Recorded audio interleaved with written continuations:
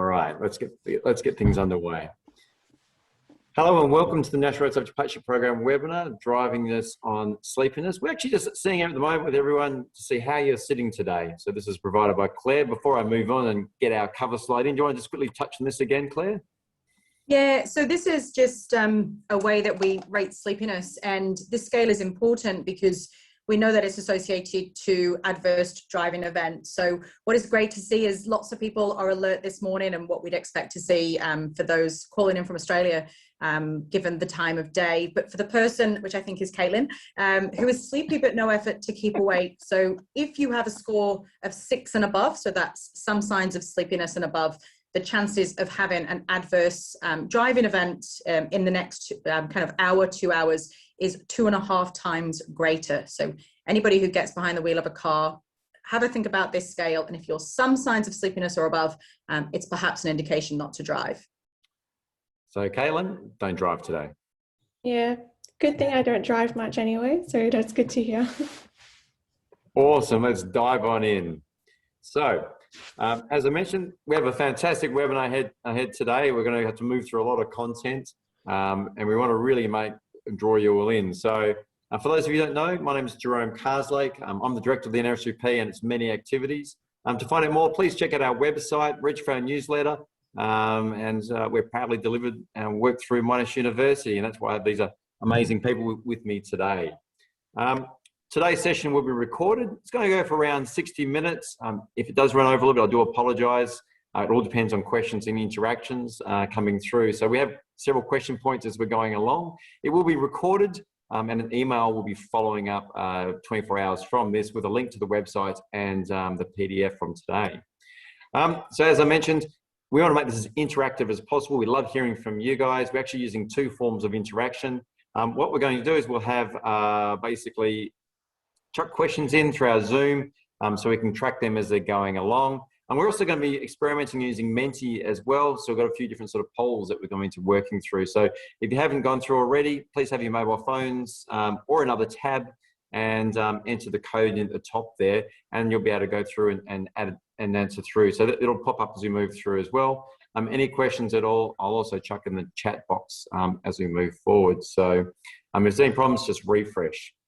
So our amazing presenters today, look, they have massive bios, all 3 of them. They're fantastic. So first up, we have Professor Clare Anderson, Associate Professor Clare Anderson, I apologise. She is a sleep and circadian specialist at the Turner Institute for Brain and Mental Health at Monash University with 12+ years. Welcome, Claire. Thank you. We also have joining us is Dr. Amanda Stevens, who's been involved in road safety research for the past 15 years, studying psychology and behind driver behaviour with a focus on aggressive driving, and is from Monash University Accident Research Centre. Welcome, Amanda. Hi, Jerome. Excited about this one. Awesome. And joining me is the amazing Caitlin as well, who's an intern from Swinburne University Communications and Design. She's our 3rd intern student to come across and join us for the last, and nearly coming towards the end of your time for your 12 months. So welcome, Caitlin. Hi, everyone. And we'll be touching on at the end of a bit of work that Caitlin's been doing around engaging people around the sleep topics. So you're going to hear from experts today, and then how to sort of talk about it as well. So our sort of approach we're going to go through, we're going to explore why is sleep important, how does sleep impact driving and life, how do I manage sleep and create good habits, and all the way through we want to hear from you guys, lots of discussion.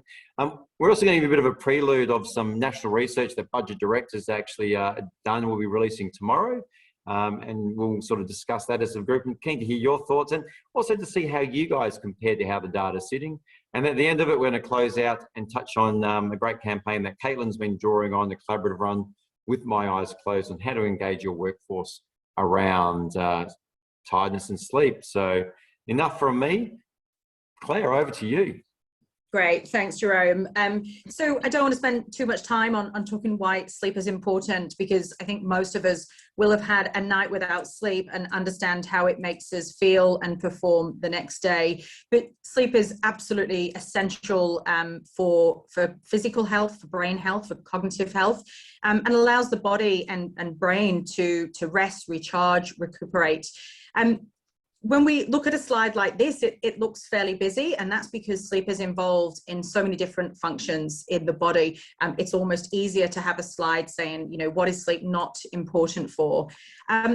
We spend a third of our lives asleep, and despite the cost of spending a third of our lives asleep in terms of things like being vulnerable to predators for animals or not being able to procreate, which is essentially a huge function in life, we still undertake a significant period of time asleep, and that is because of its role in cell repair, in metabolism, appetite regulation, immune hormone function, and maintaining heart health, and also new research in terms of brain health, where we know that sleep is now absolutely integral for clearing out the brain and clearing out waste products that are produced during the day and offsetting neurodegeneration like Alzheimer's.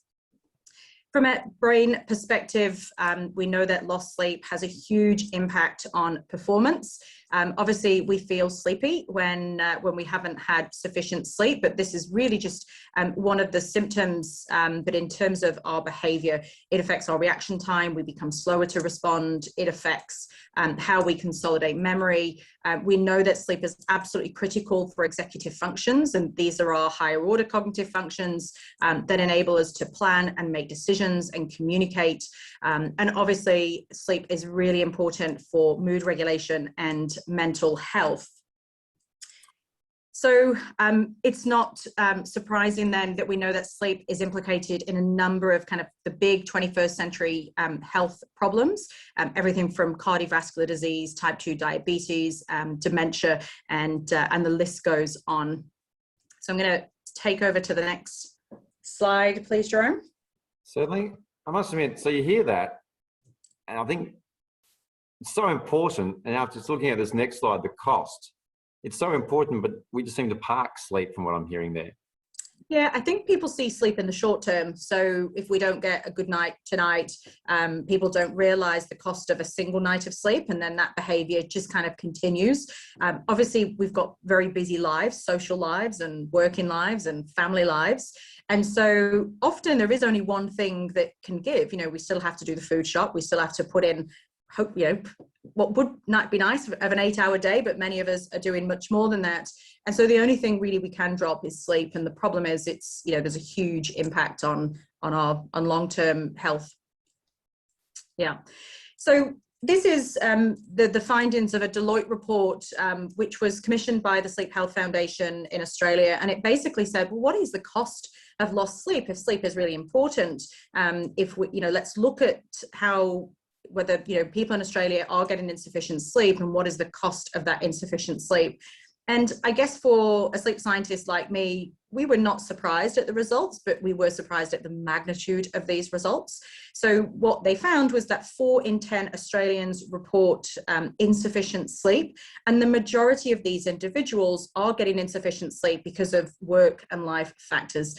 This isn't just individuals who have a diagnosed sleep disorder. These are people who are trying to burn the candle at both ends and not get insufficient sleep because of busy lives. So 7.5 million Australians who suffer frequently from insufficient sleep. If we look at the impact from a cost perspective, it's absolutely huge. In a single year, the cost of insufficient sleep in Australia was $66.3 billion. And they broke this down into loss of wellbeing costs and then loss of actual financial direct costs due to insufficient sleep in our population. And if we look at those costs from the health system, productivity, and other costs, what you can see is a large majority of these costs are productivity at work. So these costs are because people who are not sleeping enough, or they're not getting good quality sleep, they're either performing suboptimally at work, it's due to absenteeism, people are more likely to call in sick, or things like taking a truck off the road because it's been involved in a motor vehicle crash. So the cost of poor sleep is huge in terms of individual health. It is huge in terms of our economy and how much it costs business, but also it's huge in terms of the emotional turmoil that it puts on individuals, particularly when individuals are involved in something like a motor vehicle crash due to fatigue. I just reflect on when I had my first child daughter, and you had the whole paternity maternity leave thing, and my wife was at home, and I would go to work And I think I'd just be in a zombie mode for the first 6 months. I don't know how productive I was at work at that sort of stages. Probably not too much, Jerome. Yeah, so this is how, this is a National Sleep Foundation poll, and there are a number of polls that look like this, and they show pretty much exactly the same thing.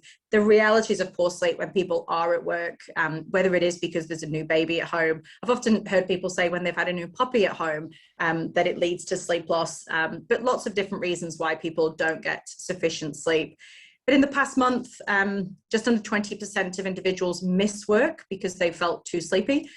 In the past month, just under 20% fell asleep on the job. So for us, we would consider this end state fatigue. If you are falling asleep at the job, the levels of sleepiness are quite severe. But when people are not falling asleep, it obviously has a huge impact on their performance. A lot of people struggle to handle stress, the demands of the role. They struggle with problem solving. They struggle to concentrate. Around 70% of individuals report struggling to concentrate. 6 out of 10 individuals are struggling to listen.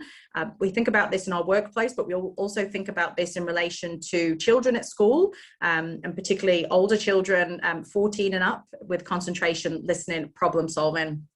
And a big concern to us in the past 3 months, just under 30% of people made errors due to sleepiness. And these are the errors that they are aware of and report. And often many of these errors go unnoticed.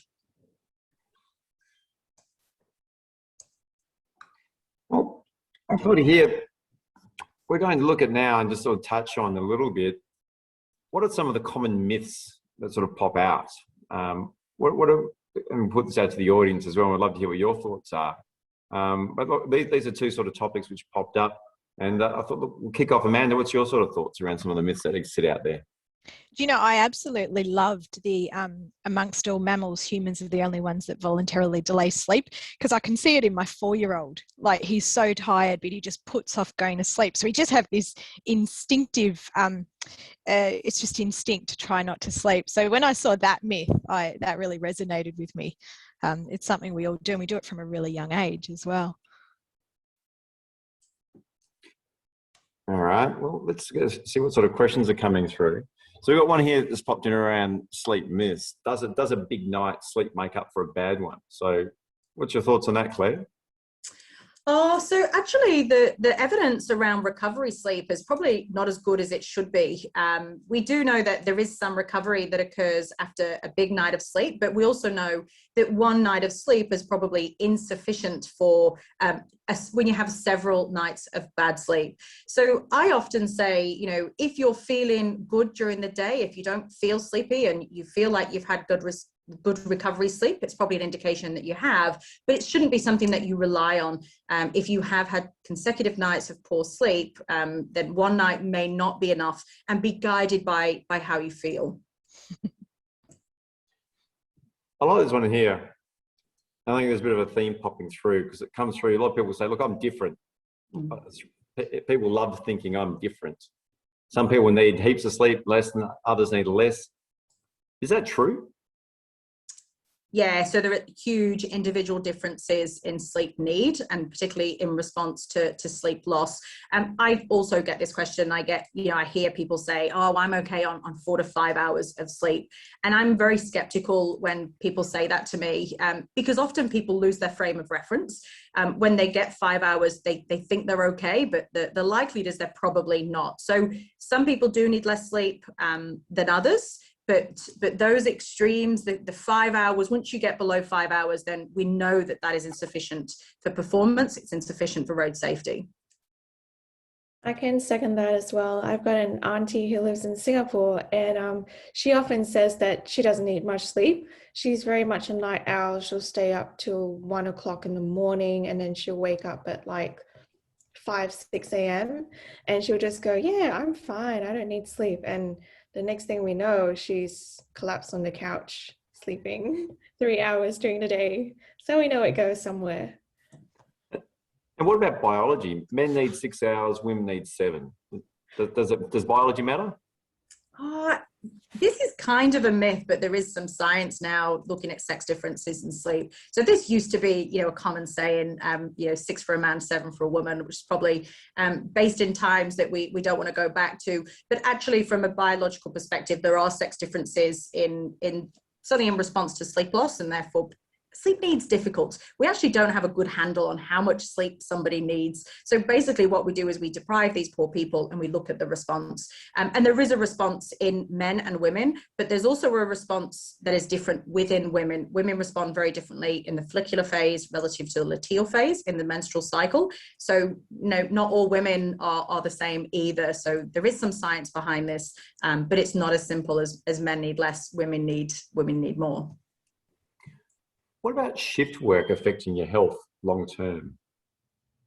Yeah, so again, this is a lot of evidence now supporting this, and the World Health Organization now classifies shift work as a possible carcinogenic. So we know individuals who are involved in shift work are more likely to get gastrointestinal problems. They're more likely to get certain hormonal cancers.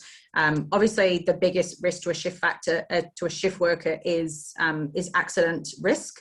In the short term, but long term it can affect health. But there are things you can do as a shift work to better manage sleep, to minimize those impacts on health. And we've got to go on here on winding the window down. We'll come to that a little bit later on. So hold that thought. I look forward to that. We'll have a good discussion around that. Can a person adapt to chronic sleep deprivation to obtain a high level of performance? Yeah, simple answer is no. Sleep is a basic biological function, and it has a physiological restorative value. So you might feel that you're adapting to it in terms of your performance, but we know chronic sleep deprivation is similar to acute sleep deprivation in terms of performance.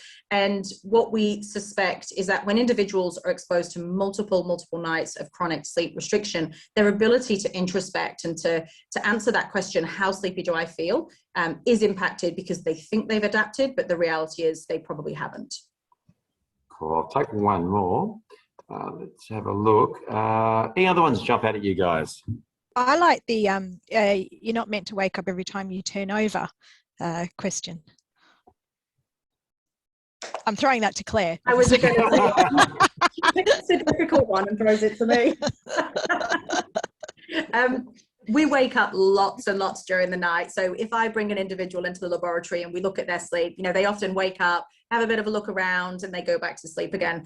So really, if you know that you woke up last night, you were probably awake for, several minutes to have an awareness of that. But it is very normal to wake up, have a bit of a look around, go back to sleep, have no awareness that you have woken up. But if you feel that, if you remember that you've woken up and you can't get back to sleep, or if you're feeling sleepy the day after, then the likelihood is that you are having some sleep interruption. But waking up during sleep is very normal, but you're probably not aware of it. Right, we've got a few good ones to come through on the chat box as well. I'm going to grab a couple of them towards the end because there's ones around sleeping pills and shift work. So I'm going to hold them through. We'll move on now. So that's fantastic. Great questions, everyone. Thanks. So what's really interesting about sleep is sleep and driving, and I think a lot of us think about fatigued driving as being the ultimate. Perhaps what you were saying, Claire, the end state fatigue, someone falling asleep at the wheel, or sort of having these micro naps. But sleep can affect driving in so many, or lack of sleep can affect driving in so many other ways that we may not even be aware of. So it reduces our alertness to hazards, and it can influence our judgment and our decision making as well. Also, our lane positioning. I know I notice when I'm driving with my husband, when he's getting a bit sleepy, the first thing that I notice is his lane positioning starts to change a little bit. So that's a neat trigger I've identified there. But even things like it can affect how tolerant we are of other road users, and that in turn is also going to influence the decisions we make and what we do when we're driving. So it can have these smaller implications on our driving that we may not be aware of, but affects our drive and also puts us at risk for other things. So we've just heard all around how it affects driving and the risk. So let's explore some of the risk factors that sort of come through. And It's like we can park sleep or we can push it to the side and people don't really care about it. And I think when you think about driving, everyone thinks about drink driving and speeds and all these other sort of components, but the dark cloud that sits over everything really to a degree is driving and sleep deprivation. Yeah, yeah. And I think that the point on this slide that really resonates with me is that unlike, drink driving or speeding or these behaviours that are identified as these really clear road safety risks, it's harder to measure your state to drive, your fatigue state in driving. There's no one objective measurement to go, okay, Claire suggested the KSS is an indicator of increased risk, but we don't have an official sort of measurement to get in the car and go, I'm too tired to drive now. And a lot of the stats that we see in road safety about fatigued driving are also underrepresented, because unless we can ask a driver, were you sleepy before this happened?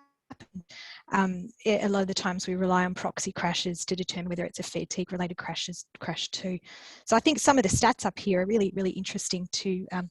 And I don't know, Claire, if you want to speak to any of the BAC stats or... Yeah, I mean, I think the reason I like the blood alcohol stats is we understand the dangers of driving under the influence of alcohol. And there's been a huge culture shift in people saying, yeah, it's bad and I'm not going to engage in that behavior. So to put fatigue against alcohol and say, well, actually, this is the risk of fatigue is huge. So just some stats there. This is a study that we just released literally last week.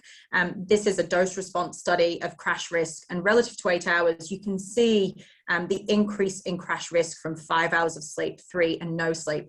5 times the amount of sleep, crash risk, 10 times the amount of crash risk for 3 hours of sleep. And you put this in context of blood alcohol, which is twice the crash risk for the legal limit of 0.05. You see that fatigue is a major, major problem. And probably the other part with this is just intuitively within, a lot of people know if they're out pushing the limit, if you're speeding, or they know if they've drunk drive and that sort of stuff. Whereas fatigue can touch on anyone. You can be pushing the limits and can just sort of creep in. Would that be fair? Yeah, I think it's definitely harder to have any sort of objective measurement of it, and also subjectively to do that risk of, am I too fatigued to drive? I think that's more the question.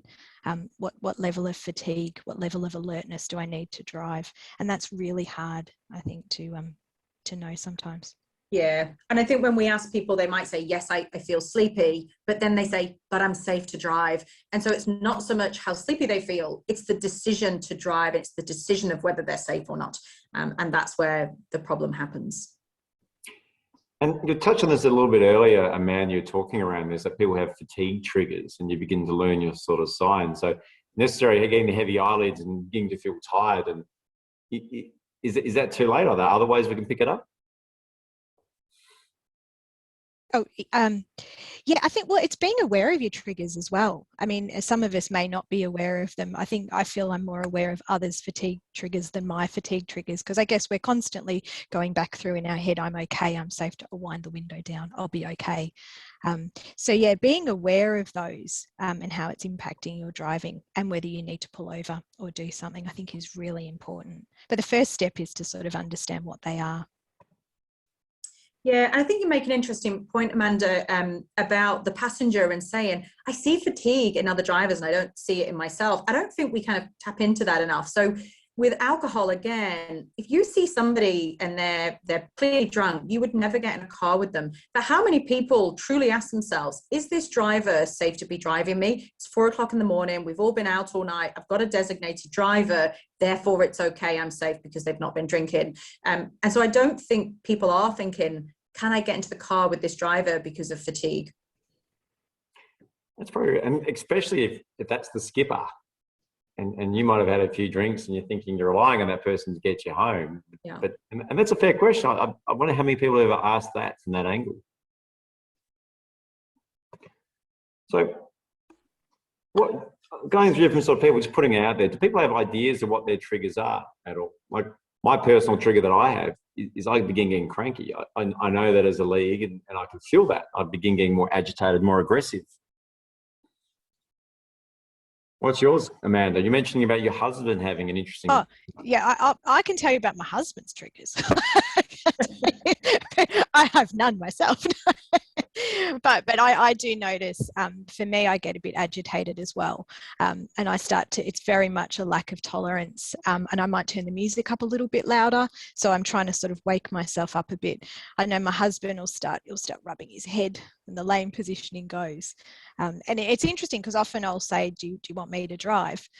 So no, I'm fine. So whether he's aware of those triggers himself, I'm not sure.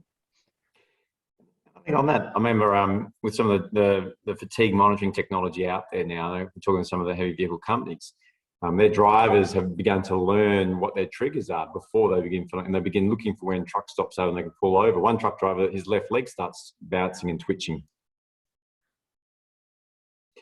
Do you see much coming through at all the Turner Institute, Claire, when people begin sort of diving into these sort of studies and become self-aware? Yeah, so we asked people, well, what happened during the drive to get an indication of what people do when they start to feel drowsy. And some of the things they start to do is they kind of fidget in their seats and they move around. Lots of people will try and keep themselves alert, and the first thing they might do is talk to somebody, or at worst reach for their mobile phone, which unfortunately does happen. And of course that is it is classic distracted driving. So when people are drowsy, they seek stimulation to keep themselves awake. It might be the form of winding down windows, turning on the radio. It might be in the form of talking to somebody on the phone. And that for me is risk upon risk. It's fatigue driving, engaging in distracted driving, and it's one of the worst things you can do. But it is an early sign. I think when we look at campaigns and road safety campaigns, we need to look at these early warning signs. What are the first things you do when you start to get tired? And for me, it's boredom. If I'm starting to get bored and I'm looking for things to do, it's time for me to stop. And when you say stop, just before we move on, is getting out of the car and stretching your legs, is that enough for a stop, or does it depend on the level? Oh, really? I mean, the recommendation is that you find a safe place to stop, ideally with caffeine. And so you would have a cup of coffee or something with a pretty, a decent amount of caffeine in it. And then you'd have around a 20-minute nap. By the time you wake up from that nap, the caffeine will start to have an effect. And so that's the best thing you can do. Caffeine plus a short nap. But anything is better than continuing the drive. So if it is just a case of I need to stop somewhere safe and stretch my legs and have a change of scenery and have some fresh air, then it will get you forward for 10, 15 minutes. But the worst thing you can do is continue driving. Awesome. Well, on now, I think the next one's going to be interesting. So we have triggers, but what else happens when you're tired, Amanda? Well, something that I'm really enjoying that's coming out is our mood. And how we feel when we're driving, and having less tolerance to road users, because anger and aggression itself is a road safety risk, and something that we'll touch upon later that's come through with the campaigns that the NRSPP has done is that all of these road safety risks that we have, they all kind of combine together, and fatigue can underline, as we said, distraction or anger and aggression. And I think often when we get in the car, we kind of assume that we leave all our stresses and our feelings behind us, like we shut the door on that and then the drive is siloed. But the drive isn't really siloed, because however we're feeling and what's going on in our mind is traveling with us. And so we drive as we feel, we react as we feel. So when we're tired and we're more prone to being angry or aggressive, we're probably going to see that other drivers are getting in our way more, or they're trying to provoke us more. But we don't leave all of that in the car either. And I think that's what's really fascinating. If we have a really hard drive, there's a lot of kind of interactions with other road users, then when we get to work, we can tend to be a bit angrier and more aggressive with our colleagues. We get back in the car, we're still more angry and aggressive, and that can affect our family time as well. So these drives aren't siloed, they're part of our day. And as Jerome once said, which I love, driving is often how we start and end our day, or what we do during it, and that leaks into everything else that we do. So it's part of it can be part of a bigger problem. It can really affect our day. And a little summary, like how you drive is how you live, which is sort of how you work. All of them are entrenched. You have that time, and unfortunately, people get in. They love to personalise it, and it's their time, but also you can internalise, you can push it out, and increase your risk while you're on the road. Yeah. Yeah, absolutely. And driving isn't a siloed activity. You know, if we're tired, that tiredness doesn't get left at the door. It comes in the car with us, and it's going to shape how we drive. That anger that we feel, that frustration that we feel, is going to shape how we drive and how we perceive other road users and the reactions that we make to them. And as I was saying earlier, that's what's sort of really neat when you start to step back and you look at the campaigns that the NRSPP has been done. I've been lucky enough to be involved in the anger and aggression one, and they're all sort of combining to show that this is part of a broader problem that we can have. You're tired, as Claire said, you're more distracted. You're tired, as what's coming out, you're more angry and aggressive. So we're gonna behave differently, and that's going to increase our risk as well. Right, and I'll just invite people. If you see that, we welcome anyone to throw out some thoughts. What happens to you guys? What are your thoughts when you're on the road? Do you get very emotional? Do you put other elements out there? Do you personalise it? Because I know we're talking very much around fatigue, and that sort of sits over everything, but quite often it can be the trigger for so much more as well. We'll just have a bit of a look. Then these are the campaigns as an example. There's a little snip from the aggressive driving one we've done, and the distracted driving. So. Well, there's only one person we're in there at the moment. I get distracted. So, but in the mind of time, we'll keep on moving ahead. And we'll just open some questions at the moment. So we actually have a couple sitting in the Q&A box. And at the moment, please shoot them through in there, because then we can hold them through if we don't get to them all when we get to the end. Got a question here from Gregory. Claire, do you believe that the statistics of 1 in 5 crashes being fatigue related is actually an underestimation? How much confidence do you have in the capacity of investigating agencies, e.g. police, to identify a fatigue-related crash? That's a good one. Yeah. Yes, I do think it's an underestimation. And the reason I think that is, for something to be fatigue related, it basically is somebody who fell asleep at the wheel and shows that characteristic fall asleep at the wheel event. As we've seen with fatigue, it can be somebody who doesn't respond quick enough. It can be somebody who makes a poor decision and decides to go through a light at the last minute. It can be a number of different things. You know, we know that people don't have the right scan paths when they're fatigued. So the only accidents that we capture in relation to fatigue are those that essentially the driver fell asleep at the wheel. There's no mechanical defect with the car. There's no alcohol involved. There's no adverse weather conditions that could possibly explain to that crash. We basically get rid of everything else and say it was fatigue related. So I think if we have a better measure of fatigue, as Amanda said, we don't have one, I suspect those figures will unfortunately go up. Yeah, I absolutely agree with that, because we have to rule out everything else at the moment before it can be a fatigue-related crash. I got a question here from Mike. Sleep using sleeping pills, is that as good as regular sleep? That's a good question. Oh, yeah. Sleeping pills. So there's a reason people take sleeping pills. So if you're comparing it to normal sleep, which presumably is severely impaired, sleeping with sleeping pills is going to improve your sleep and improve how you feel. However, related to, what we've got normal sleep, sleeping pills do change the architecture of sleep, and they also have a significant half-life, which means that when you wake up the next day, the sleeping pill is still in the system and it's still having effect. So sleeping pills are very good in the short term for people who are having severe problems. So if they have a really, really high period of stress and anxiety and things like grief, sleeping pills are a great way to get people to sleep so they can deal with those situations. But it doesn't give you exactly the same sleep that you would typically have. It does change things a little. Great. We'll keep on taking some questions while we're doing this, but just a bit of a poll out there. How many people have had a micro sleep whilst we're sort of going through and talking about this?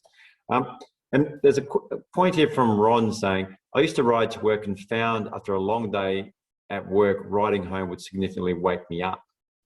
I take that as a comment, but any thoughts around that sort of point? Is that different to riding, I guess, winding the window down in the car and letting air coming in? Is there much of a difference there? So this is riding a motorbike or a cycle? Knowing Ron, it would probably cycle, yes. Okay. Oh, I mean, it's a very different experience, and Amanda can probably speak to this more than I can, but most of the work in fatigue is done in car drivers. Cars are designed to be comfortable. They're designed to be warm. We have so much automation now coming into cars, and we think automaticity is the way forward, but with automaticity comes a driver switching off a little, and therefore fatigue becomes a bigger problem. So I do think it's very different, fatigue in a car relative to a cycle. And I think that's absolutely a great point, Claire. It's an area we probably need to do more research in as well, and that would probably tap more into the actual physical fatigue too. So yeah, that's a great point. Very good. Well, this is very interesting.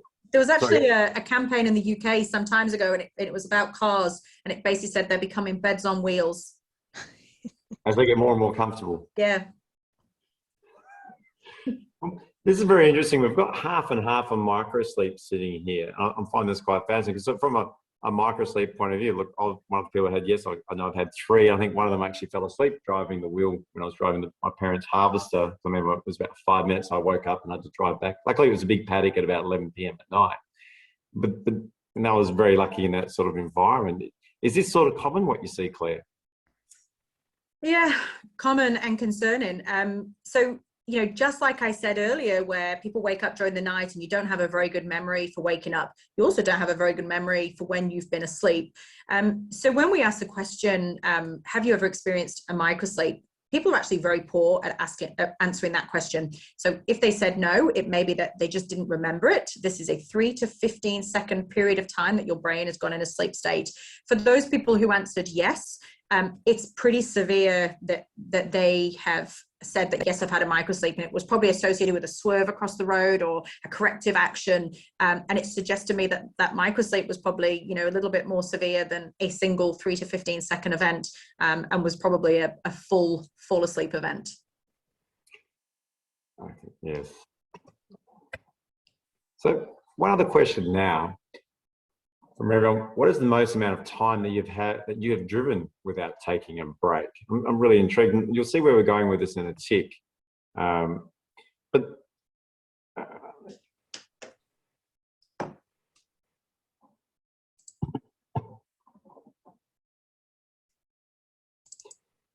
so I have an interesting sort of spread. I figure a lot of people would sit in the lower sort of spectrum. Would that be fair, Claire? Hopefully, yeah.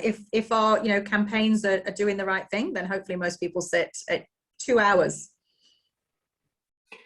And for some of these roles as well, like a lot of people think of driving as in like you're in the vehicle. I guess with my background in agriculture, like I've spent significant time driving a harvester non-stop, going down ever increasing circles, and you just never get out of the machine.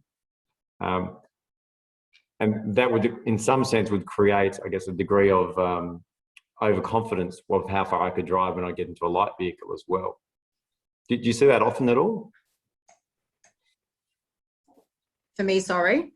When you see people, say they work in industry and they might drive trucks or do other sort of jobs, they go the same thing for extended periods, and then they get into a light vehicle. Do you think that creates a degree of overconfidence of people without understanding that the risk increases? Yeah, possibly. Yeah, I don't know whether Amanda probably has more to say about that. Yeah, I don't know so much about the overconfidence, but I think it comes back to something Claire was saying earlier, where it's that perception of risk.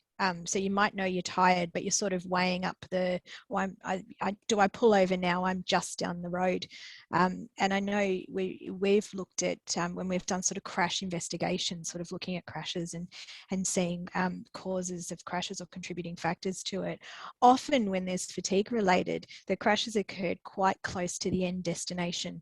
So often, you've had drivers who, I'm almost there. And so they're doing that risk analysis of, well, if I pull over now for 20 minutes, I could be home in 20 minutes, or I could be at my destination in 20 minutes. So I think that's key, isn't it, Claire? It's just that it's that perception of risk related to how you're feeling at the time. I'll just get home. I'll just get there. Yeah, exactly. And well, that's it. Sorry, Jerome, the other thing I was going to say with taking a break is it also depends on time of day. Time of day is a huge factor in all of this. So our campaigns are every 2 hours, try and stop and take a break. And of course, in a commercial sense, that becomes very difficult for people who've got somewhere to be at a certain time. And so I think during the daytime, it probably is reasonable that you sit in that 2 to 4 hour space. Once you hit 4 hours, crash risk doubles. So we don't want to go above 4 hours, but for nighttime driving, 4 hours is too long to be driving without taking a break. So I think it's important to differentiate between daytime driving and nighttime driving here. I think that's a really good segue now. So the reason we've sort of put this question out there is, as we mentioned, Budget Direct actually did a national survey, which this is a solid representation of all of Australia. So if we just think about in the microsleep component, with those who just completed was about 50-50. So luckily, the majority, 3/4 of people haven't gone through, had a microsleep, whereas a larger portion a smaller portion have. And if we go over to the time of day, once again, I think this is actually quite close to what we saw in the other sort of survey, where we actually saw majority of people sat for 2 to 4 hours, and then it diminished as it went up. Anything you guys want to add at all? No, I think, you know, the Budget Direct survey was, I was concerned when I saw this, and I saw, you know, 28% of people said yes, but then of course we've just had almost over 50% of people say yes to a microsleep. So this is really interesting to see what people are reporting and how they're responding. Right. So I guess this goes back, we had someone raising the question around caffeine and those sort of components. And for everyone, very keen to know, what do you think are the most effective strategies? And you can pick multiple or just work through a couple that keep that drivers use to stay awake. And I know, Claire, in your role, you probably hear some fascinating stories, as would Amanda, in what people do to keep themselves awake whilst driving. I share a personal one. My husband used to call me when he'd know I'd be driving home from work, and our kid was little.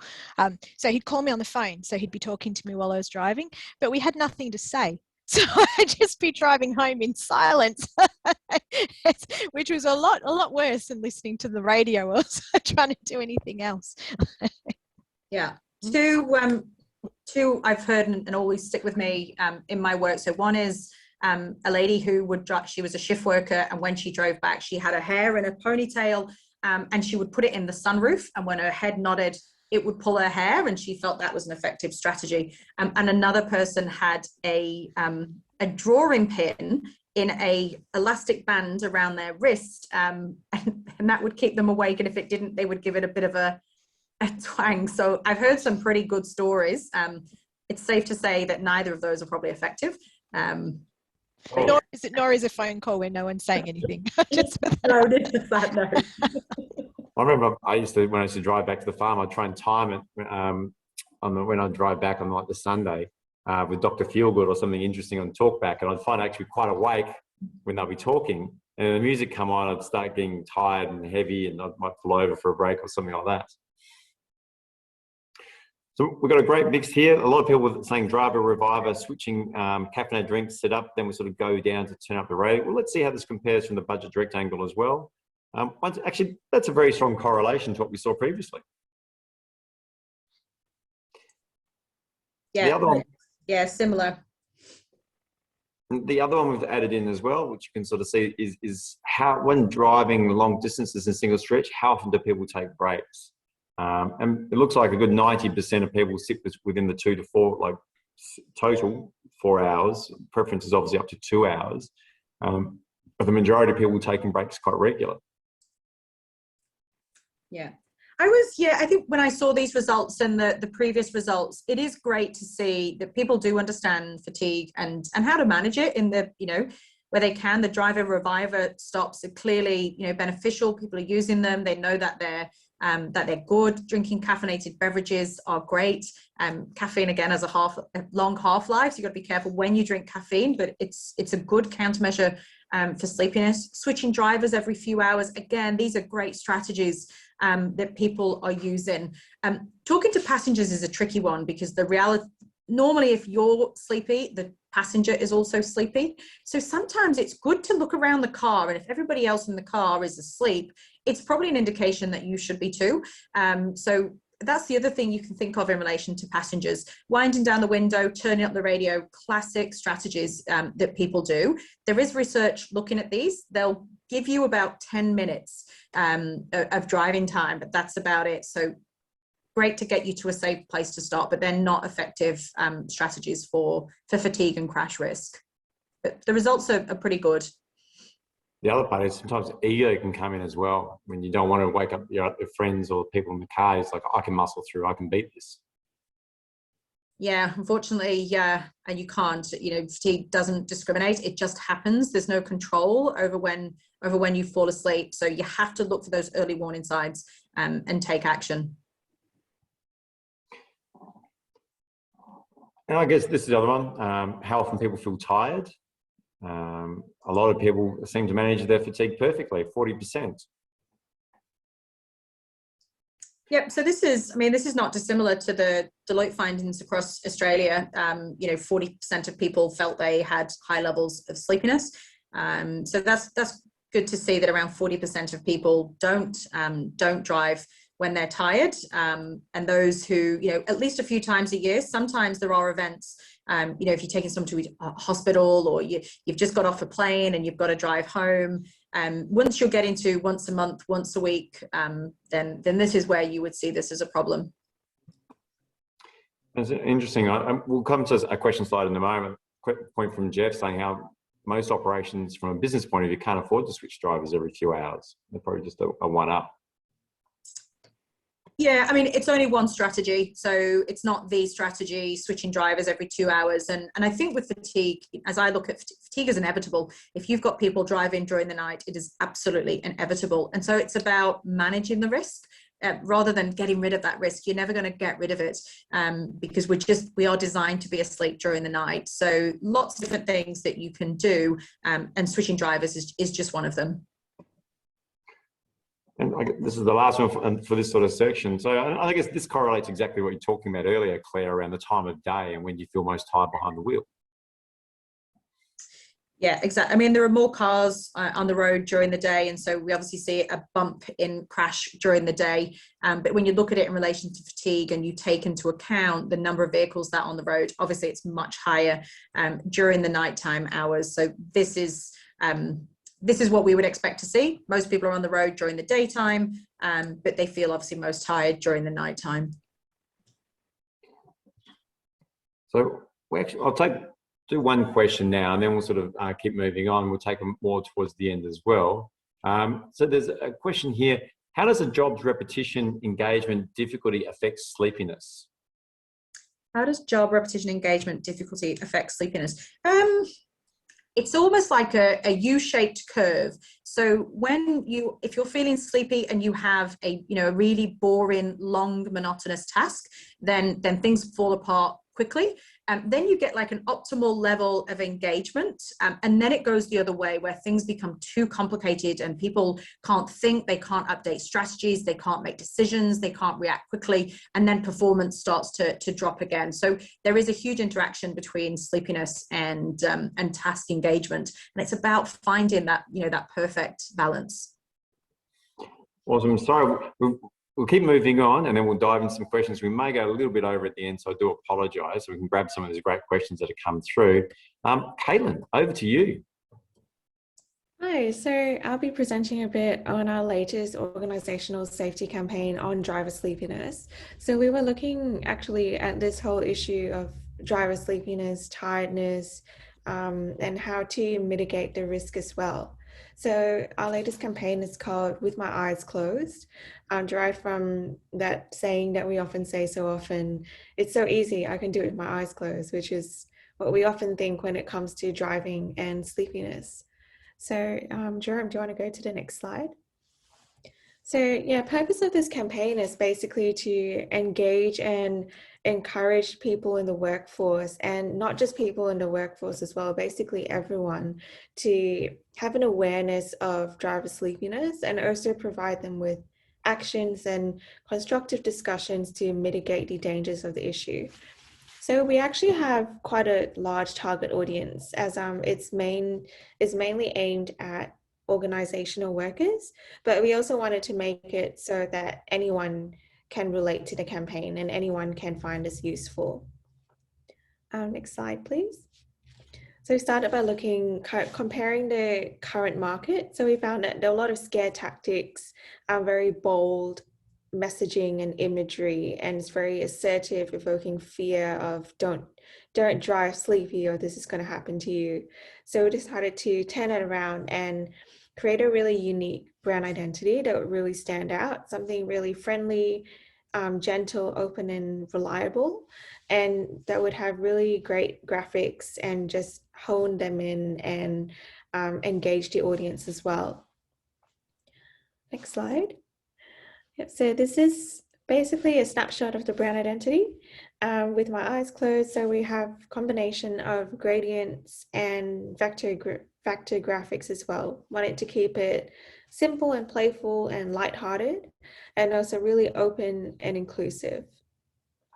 So next we see it translated into the campaign material that's been created. So we have posters and fact sheets. So posters are basically informational displays that meant to be put around the office or displayed online, and they're meant to be more engaging and to just communicate a snapshot of a specific message from the campaign.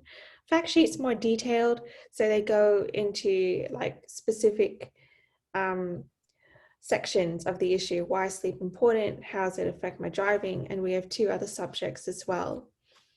So then we also applied this to social media posts, the next slide, and email banners.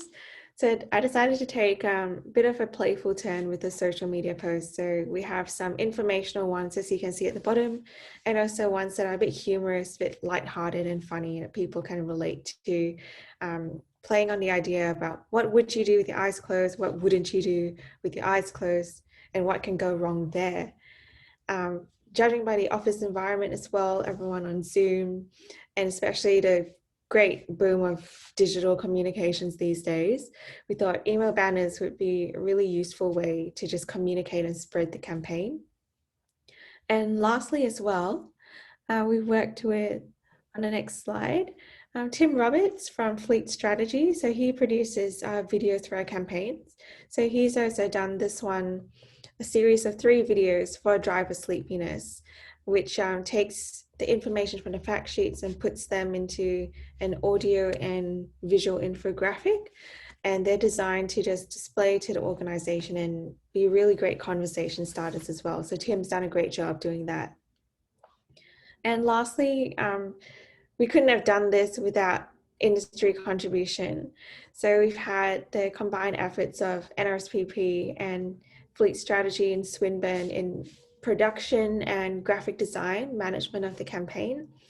We've also had research and academic contribution from Monash University Excellent Research Centre and Turner Institute, and Shantha also from the Sleep Health Foundation, who's not here today, but Clare and Amanda are from Monash University, and they've just come together to really make sure that our research and content is sound and reliable. And throughout this campaign, we also just wanted it to be really related to the industries that we were targeting at. So we got on board an industry panel made up from individuals from Amalgamation, Armour Plus, Country Fire Association, Essential Energy, and the Road Accident Action Group as well. So they just offered a really great perspective from what people and workers from their industry and how they would really relate to the campaign. So we found it really informed our content and how we developed it as well. So this can all be found on the NRSPP website, and hope you all find this useful as well. Happy to take any questions about it too. Awesome job there, Caitlin. So, and pleasure. It's been awesome pulling that all together. So what we can do now is we can deep dive back into some of the questions that we've had sort of flying through, and fill them through for Caitlin as well around her campaign. And now you can begin adding them here for the audience. So I'll begin paving through some of the previous ones in there. Claire, did you answer Gregory around the 63 billion fatigue costs attributed to road-related fatigue? Oh, you're on mute, Claire. I wasn't sure if you wanted me to answer them while Caitlin was talking. Huge cost of road-related fatigue in that 63 billion. So a fatality typically costs up toward 8 million. and serious injuries on the road cost between 300,000 and 400,000. So if we think about the number of fatalities due to people falling asleep at the wheel, it's at least one a day. So even just taking fatalities into account, you're looking at 2 to 3 billion of those costs. And then you've got serious injury, plus all the things like loss of healthy life, loss of work hours, that isn't kind of packaged up in there. So it's a significant cost. Great. Do we have stats around the single occupant fatigue crashes to see how many versus with passengers as well? To see, I guess that goes back to that question around having someone having conversation versus not having conversation. Yeah, I don't have any to hand, but I know a lot of the fatigue crashes will be when they're proxy crashes will be single occupant crashes. So it might be hard to do direct correlations there between fatigue crashes with passengers and fatigue crashes, single occupant crashes. Great. This is an interesting question from Cassidy. For our target audience for the data, I guess, is there a difference with regards to matured adults to younger adults? Yeah, there is. So this is, again, the evidence is really new and lots of work needs to be done in this space. So the general premise is that the most vulnerable people to fall asleep events are young, mostly male drivers. Whereas it doesn't mean that older drivers are immune from fatigue. It means that they're less likely to fall asleep at the wheel. They're also less likely to fall asleep, during the night when it's nice and comfy in their bed. So that's not surprising, but that's not to say that they're not impaired. So I think more work is needed in older drivers to understand how they're impaired. We know older drivers, are not as good at coping with distractors, and we know that distraction is a part of fatigue. So we need to understand more how older drivers are affected by fatigue, but certainly younger drivers are more likely to fall asleep at the wheel. Great. And I guess this sort of goes on, I guess that comment you made earlier, Claire, around the vehicles becoming driving beds from Roland. I wondered what's automatic cars featured in fatigue crashes or crashes in general versus manual. We're not tuned into the car or in total control of the car so much, similarly with cruise control. Yeah, again, I don't know of any statistics. I'm not sure if Amanda knows of any statistics, but what we do know is as we move towards automaticity, we have seen some effects of fatigue coming through on kind of automatic cars, and fatigue does become a bigger issue. So I would suspect that it is a bigger issue in kind of automatic cars, cruise control cars. And as I said, as we move towards automaticity, fatigue will get worse before it gets better. And sadly, it's a long time in the future that fatigue will be eradicated through automaticity. Yeah, and I absolutely love that question because I think it is spot on. We see automation as it's going to save road safety, but there's a long way until it gets to the point where it protects us against ourselves. And we know that we struggle to monitor tasks at the best of times, and the more monotonous the task, the harder it gets, particularly when we're fatigued. So it's something we're really going to have to consider when we look at automation coming in, particularly at the higher levels.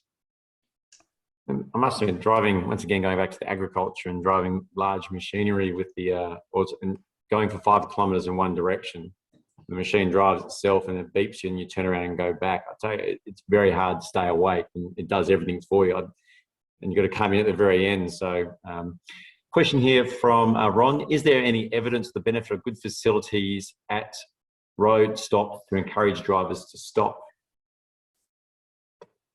What do you think, Amanda? Has anything been done around that sort of space? Because truck stops and they pop up a lot, and it's difficult for truck drivers in particular to find good quality spots to pull over. Yeah, so I guess that comes down to what's the most important aspects, and I guess that is somewhere where they can actually get out and stretch their legs, have a break, have some caffeine, take a power nap, and regroup. So if a facility is able to offer that, then that's really good. And nice quality food would be good as well. I think we've only got 3 questions left, so I apologise. We will just go slightly over today. Caitlin, just to you, was it hard to refine all this research into a campaign? So before I answer this question, I will say that whatever I do say is a it can be quite personal to my experience. So other people might find it more difficult or even easier. So I would say that the task itself is not necessarily difficult, but it's more of the scale of the task that was the challenge. So if the research was just one page, like one Word document, then yeah, that would be all right. But I think the main challenge for this campaign was just that there was so much information and pages of data to go through. So that was probably the main challenge of it. So definitely glad that I had help as well from Monash University summer interns, and one of them is here today in the audience. So that was definitely a big help, gathering all the research and translating it into something that would be more engaging and more understandable as well. And can I also say, as a researcher, it's absolutely amazing to have Caitlin and interns come on board and translate. We love giving data. We throw so much data.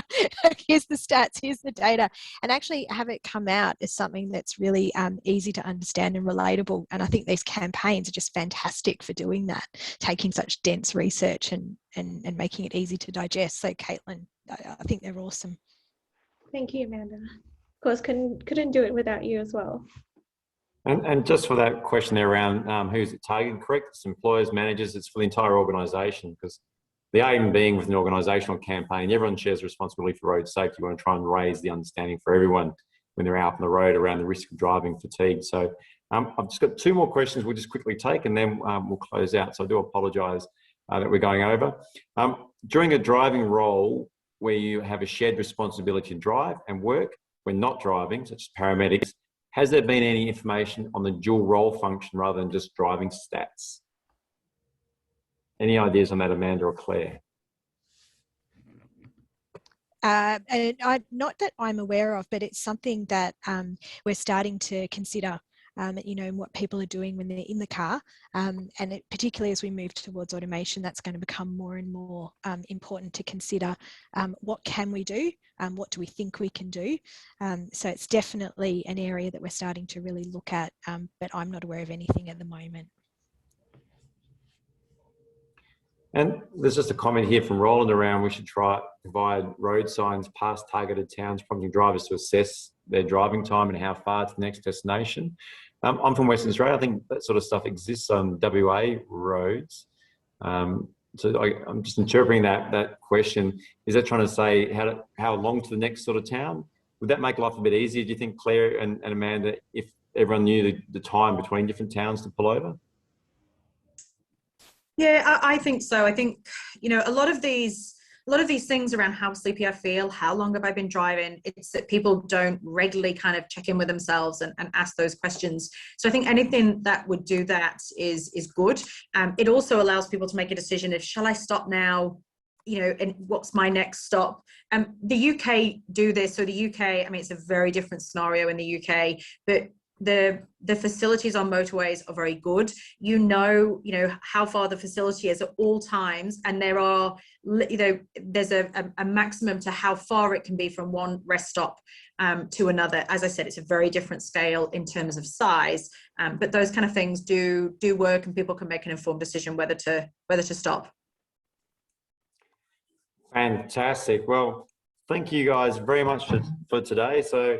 And thank you very much to our audience. A poll will be launched upon the closing, so please take the time to complete that. Caitlin, Amanda, Claire, thank you so much for coming in and joining us today for this fantastic conversation. Oh, good. Thanks, Jerome. Yeah, thanks, Jerome, and thanks everyone for joining. So, and for everyone else, enjoy National Road Safety Week this week. Try and get yourselves well rested and take care out on the road. So thank you all very much.